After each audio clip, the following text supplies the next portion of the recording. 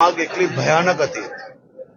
કે 48 કલાક સુધી ફાયર બ્રિગેડના જવાનો રાત દિવસ એક કરીને આગ ઓલવવા માટે મહેનત કરી, પરંતુ સફળતા મળતા મળતા ખૂબ સમય લાગ્યો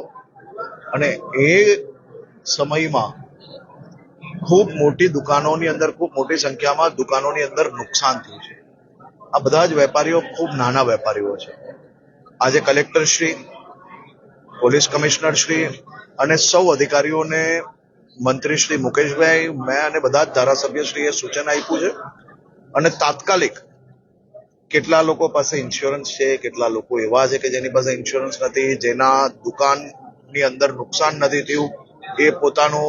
સાડીઓ કે કપડાનો જે કંઈ સામાન હોય એ કઈ રીતે નીકાળી શકે, એનો વેપાર પાછો કઈ રીતે ઝડપથી ચાલુ થઈ શકે તે માટે તાત્કાલિક સર્વે કરીને કામ હાથ ધરવા માટેની સૂચના બી આપી છે.